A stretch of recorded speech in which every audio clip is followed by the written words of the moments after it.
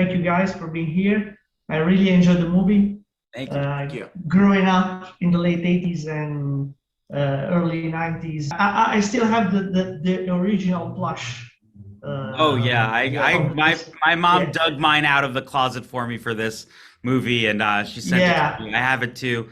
I have some very embarrassing photos of me like sleeping in bed, just completely holding on so tightly to this doll.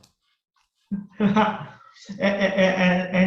the original series made me develop a fascination for the Hawaiian shirts. Yes. The outfit. My girlfriend is terrified about this fascination. But let's start.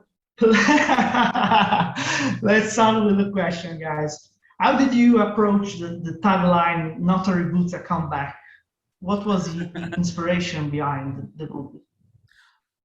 I mean, I think that we approach this movie in general as asking the question of why would we do a reboot of the Rescue Rangers? Why would we do that? And we feel like in this reboot kind of culture that we're living in, it's important to ask that question of why do we need to tell this story? And not a reboot, it's a comeback, I think kind of speaks more towards hopefully the friendship aspect of this, that this is about two friends who have lost their way and gone separate ways. And it's very much about them reconnecting more than it is about the business side of things at the end of the day. I think is really the kind of the essence of that line is that it's really not about who they were as actors. It's about who they were before that, which was best friends in real life.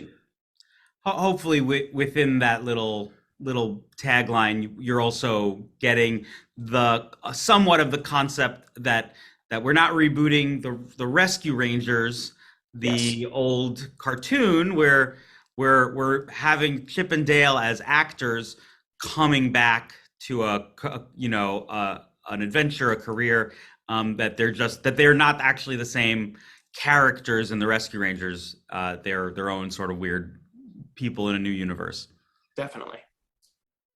Really appreciate the choice of not rebooting the original one, but maybe a comeback. Thank you. Thank you. That was always. Always the tone of the movie.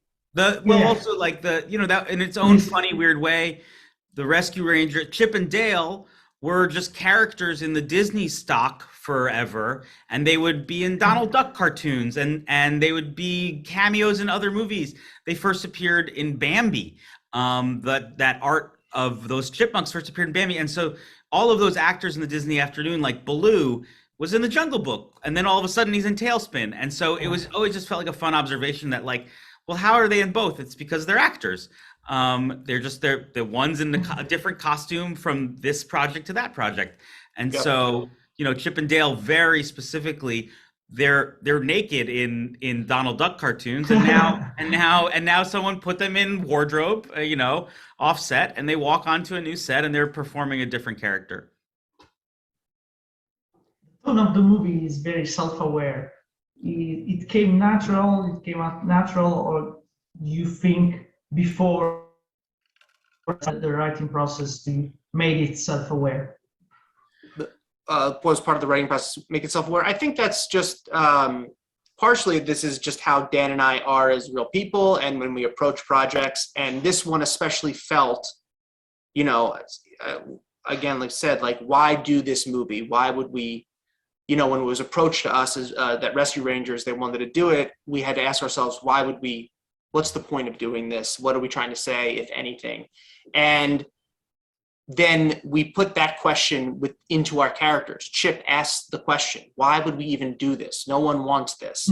And we really liked that approach kind of immediately, of injecting these characters with that self-awareness about who they were as actors, like Dan was saying, and so it was kind of a natural fit for us to put them within the movie, especially within Chip's character, to be able to say, to be able to look back at Fame and be like, that was ridiculous, and I don't want anything to do with that, and no one really cares who I am anymore. It just felt like a very natural fit for the questions we were asking ourselves as the writers of it. How did you get away with all the references? Because they are not simply cameos. Some jokes and references are very adult. We can't believe it.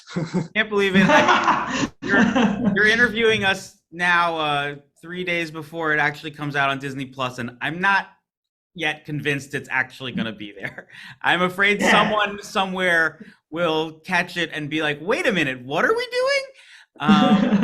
And it's definitely so much credit. You know, when we're sitting writing, it's very easy for us to type like, and then this thing happens, and then this character comes, and then this happens, and it's fun for us. And then someone has to go and actually go through all of the very hard work of getting the rights and getting the permission and talking to someone, reanimating these characters that haven't been animated in 30, 40 years. The idea that you know, we were you know, able to get some of these characters, many of the times they were even voiced by their original voice actors from 20, 30, 40 years ago. That's just real, like, heavy lifting movie magic that we're shocked that they put the work in to do, and yeah, maybe feel it was, like you know, Disney. Go ahead. Between Disney allowing certain things, still can't believe it.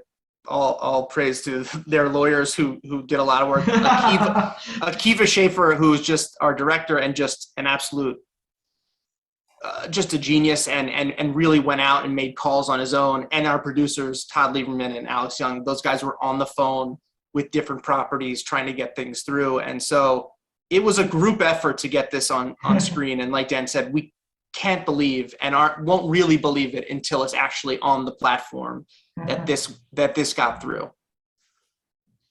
Did you know that John Mulaney and Andy Samberg will be the voice actor for Chip and Dale?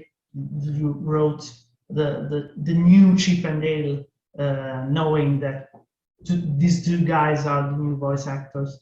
I mean, they came on, you know, sort of with Akiva when he came on, you know, sort of midway through the process. When we started writing it before that, that was the hope, those guys, right? Guys, I mean, Mulaney and Sandberg are dream actors, and we definitely couldn't have imagined getting like funnier, better people with more chemistry and just sort of natural rapport.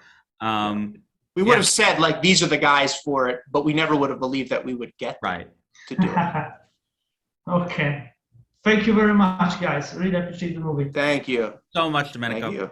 Thank you. Bye bye. Grazie. Ciao. Grazie a voi. Ciao. Ciao.